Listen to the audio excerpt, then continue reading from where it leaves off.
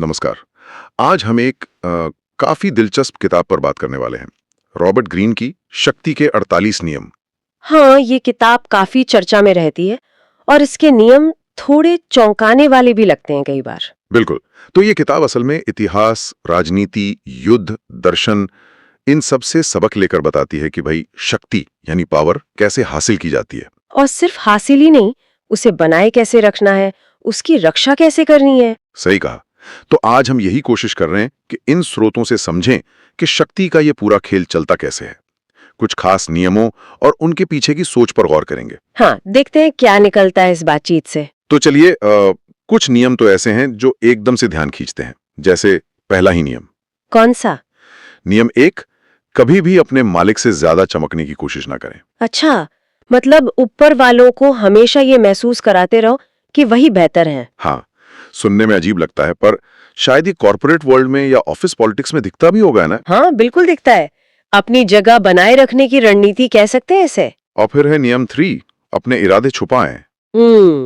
अप्रत्याशित बने रहो ताकि कोई अंदाजा ना लगा सके कि अगला कदम क्या होगा। ये मुझे हमेशा थोड़ा हैरान करता है, खासकर आज के जमाने में जहां ट्रांसपेरेंसी, पारदर्शिता की इतनी बातें होती हैं। सही बात है। और नियम 5 वो भी काफी महत्वपूर्ण है। हाँ, नियम 5, अपनी प्रतिष्ठा की रक्षा अपने जीवन से भी ज्यादा करो। क्योंकि प्रतिष्ठा ही शक्ति का आधार है, उसकी नींव है।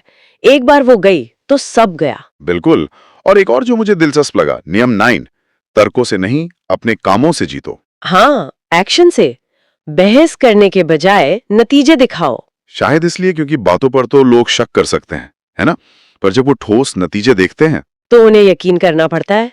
वो आपकी ताकत को मान लेते हैं। सही। को अक्सर कैसे देखते हैं, एक धारणा का खेल, रणनीति का खेल, दूसरों पर एक तरह की मनोवैज्ञानिक बढ़त बनाने का खेल। हाँ, ये कोई एक सीधी सादी नैतिक गाइडबुक नहीं है। बिल्कुल नहीं। ये किसी एक सोच से नहीं आए हैं, बल्कि इतिहास के अलग अलग दौर, अलग अलग रणनीतिक हालातों से निकले सबक है। ये दिखाते हैं कि शक्ति असल में कैसे काम करती रही है, चाहे वो नैतिक लगे या ना लगे। मतलब ये अवलोकन ज्यादा है, सलाह कम। एक तरह से हाँ, ये बताया जा रहा है कि ऐसा होता आया है। तो ये तो हुए कुछ शुरुआती नियम जो ज्यादातर छिपाने, बचाव करने या शायद दूसरों को कंट्रोल करने पर जोर देते हैं। लेकिन क्या कहानी यहीं खत्म होती है या कुछ नियम अलग तरह की बात भी करते हैं? बिल्कुल सही सवाल है। ऐसा नहीं है कि सारे नियम एक ही दिशा में जाते हैं। कुछ नियम एकदम अलग नजरिया भी पेश करते हैं, या यूं कहें कि पहले वाले नियमों को बैलेंस करते हैं। जैसे नियम 15 कहता है, अपने दुश्मन को पूरी तरह कुचल दो। गाँव खतरनाक है। अच्छा, मतलब लोगों से कट कर रहना ठीक नहीं। हाँ, वो आपको कमजोर बनाता है। दूसरों से जुड़ना जरूरी है। ये बिल्कुल अलग बात हो गई ना? हाँ, ये तो बिल्कुल उल्टी बात लग रही है। एक तरफ दुश्मन को कुचल दो, दूसरी तरफ अलग थलग मत रहो। यही तो इसकी जटिलता है। और फिर नियम 25, खुद को दोबारा घड़ो। मतलब समाज आपको जो भूमिका देता है उसे चुपचाप स्वीकार मत करो। अपनी पहचान खुद बनाओ, अपनी शर्तों पर। ये तो काफी सशक्त बनाने वाला विचार है। हाँ, और आखिर में एक बहुत गहरा नियम है, नियम 48, रूपहीनता अपनाओ, फॉर्मलेसनेस। रूपहीनता, इसका क्या मतलब हुआ? इसका मतलब है लगातार बदलते रहो, माहौल के हिसाब से ढल जाओ, पानी की तरह बनो। पानी की तरह? जैसे वो किसी भी बर्तन का आकार ले लेता है। बिल्कुल, और किसी भी रुकावट के चारों ओर से अपना रास्ता निकाल लेता है। जो चीजें सख्त होती हैं, बदलती नहीं, वो टूट जाती हैं।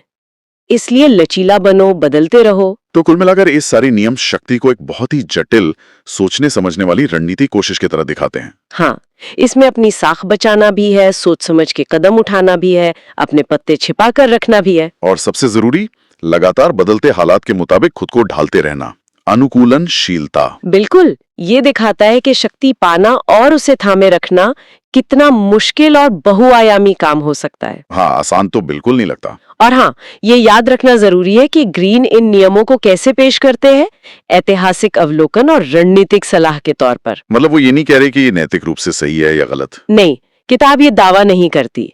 वो बस ये बताती है कि इतिहास में लोगों ने शक्ति पाने और बनाए रखने के लिए क्या-क्या तरीके अपनाए हैं। इन्हें समझना अहम है, भले ही कोई इन्हें अपनाए या नहीं। इससे एक बड़ा सवाल मन में आता है सोचने के लिए। क्या? कि शक्ति की ये सिद्धांत जो अक्सर इतिहास और कभी-कभी क्रूर रणनीतियों से लिए गए हैं, आज के दुनिया में कितने प्रासंगिक हैं लोगों और संस्थाओं के व्यवहार को समझने में। हाँ, ये एक अहम सवाल है। क्या आज भी प्रभावशीलता यानी इफेक्टिवनेस नैतिकता पर भारी पड़ती है? बिल्कुल, सोचने के लिए काफी कुछ है इस पर।